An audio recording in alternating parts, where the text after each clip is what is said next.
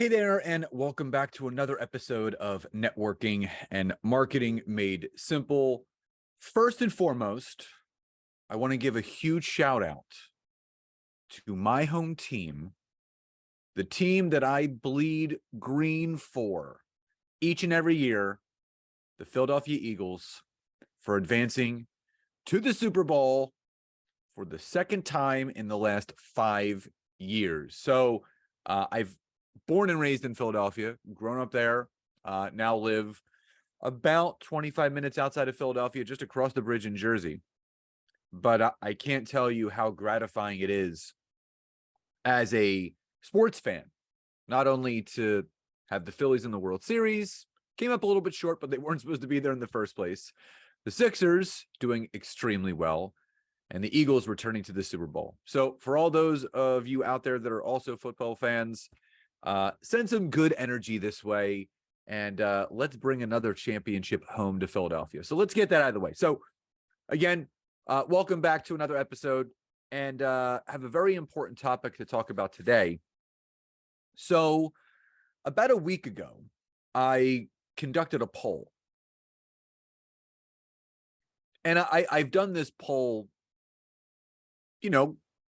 on, I don't want to say a frequent basis, but I would say at least once every other month, to take a temperature of what people are experiencing on LinkedIn. Now, there was close to 150 votes, and this poll that people were voting in, I basically let people know that if something doesn't change, LinkedIn is going to start cracking down even more so than they already are when it comes to all of the spam that's going on around LinkedIn. And I think everybody knows what I'm talking about. This is the spam messages, the 18 paragraph long drunkalog verbal vomit messages that people send us trying to pitch us and sell us. And it's even gone a step further where people are actually sending us connection requests and they're adding a note. And in that note, they're pitching and selling us. I mean, I use the word gross in the sense of like, not like ooh, disgusting, but ooh, gross, that people are actually using this sales tactic, thinking, well, number one, that it's a sales tactic and it's not. And number two, that people are really going to fall for this. So again, if this doesn't improve, and those that aren't spamming people, like I know all of you that listen to this podcast, you don't spam people because I think you're taking some well-deserved advice from someone like myself who doesn't do that, because I pride myself on doing things organically, genuinely, and authentically. Now, I just want to clarify. So there's a lot of people that may be doing certain things on LinkedIn that maybe they don't realize is being viewed as a spammy tactic.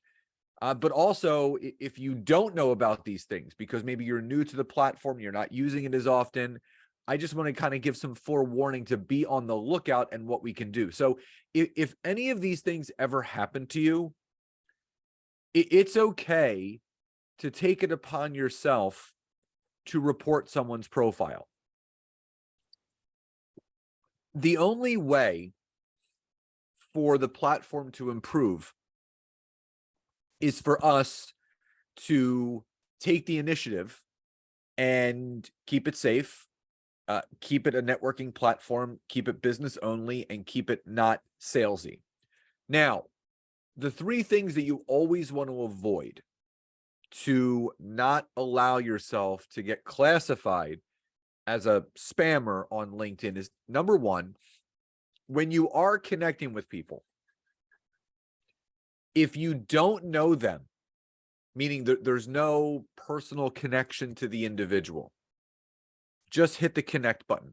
Now, you may be thinking to yourself, well, Scott, when I do that and I want to connect with someone, LinkedIn prompts me to add a note to personalize the note to raise the chances of the person accepting my connection request. In theory, that's great. In reality, people aren't using it the right way, meaning they're taking some sort of spam message, embedding it in this note, and then sending it out. The only time you actually want to add a note to a connection request is if there's a personal connection to that individual, meaning you know them. Maybe they're a colleague of yours or an ex-colleague. Maybe it's a friend that you went to college with, or maybe grew up with.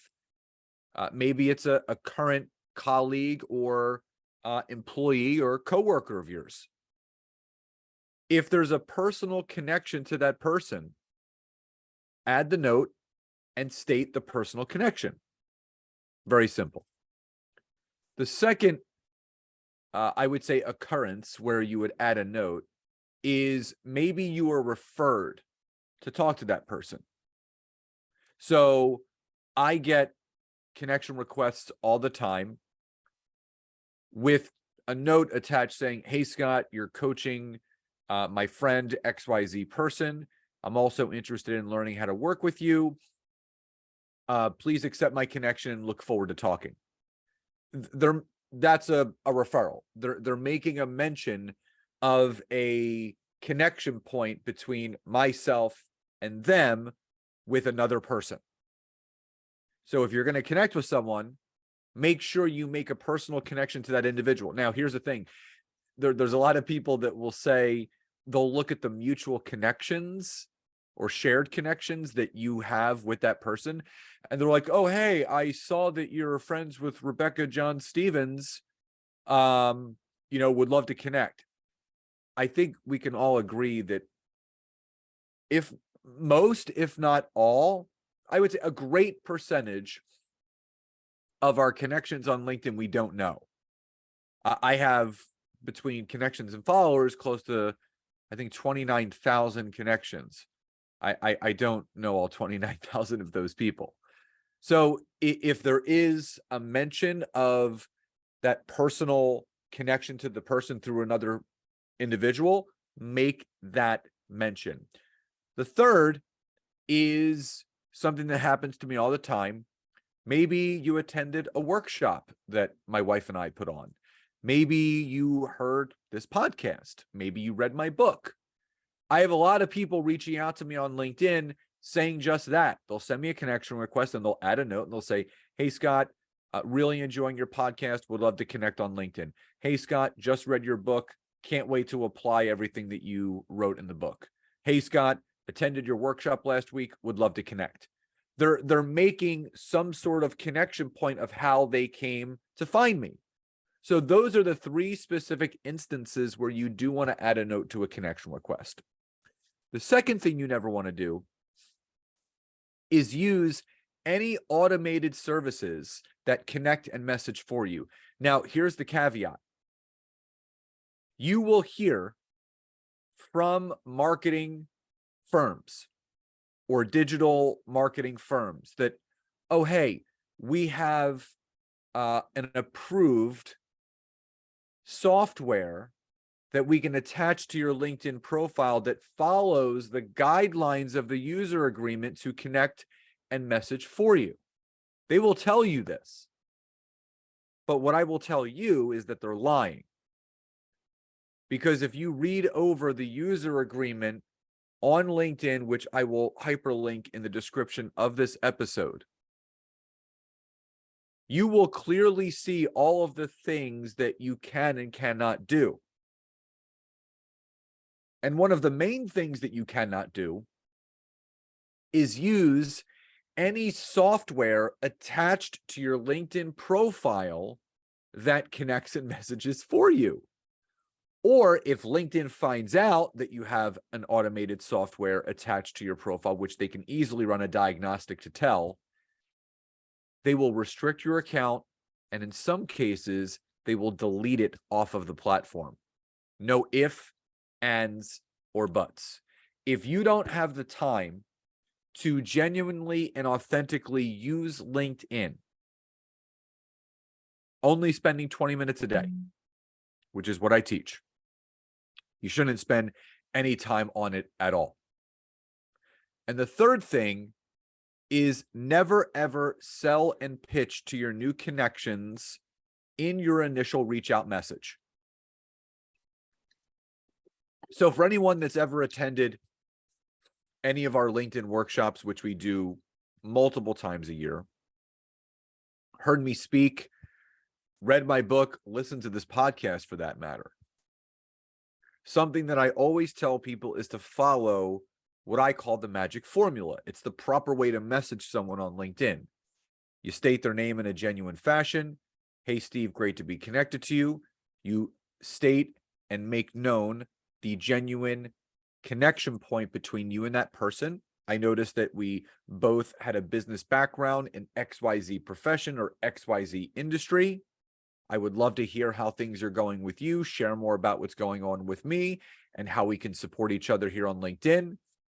And the third thing is you finish with a call to action. Do you have any time this week or next week for a call or a Zoom? What you don't want to do is sell and pitch in the initial reach out.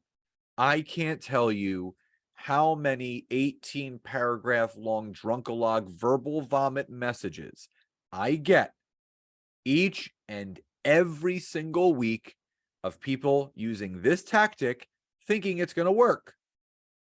Now, I will give, this is just my recommendation. You don't have to respond to these people. You can block and delete these people and report them. You can do the same thing with people that are doing the spammy notes. But what I'll do is I like giving feedback. I like receiving feedback myself. I also like giving feedback to other business professionals. And I will let them know, you know, this comes across very disingenuous, very salesy, very spammy, very inauthentic. And I'll give them some constructive feedback. Now, some of them actually are receptive. I had someone say, thank you. I will reword how I do things. I appreciate you letting me know. Other people block me because they don't want to hear the truth. So make sure, again, we don't want to contribute to the spam. We want to reduce the spam, right? So only add a note to a connection request to someone that you either know or referred to connect to or have a connection with, either listening to their podcast, reading their book, attended a webinar and such, right? Do not use any automated services that connect and message for you. That's a direct violation of the user agreement. And do not sell and pitch to your new connections on the initial reach out.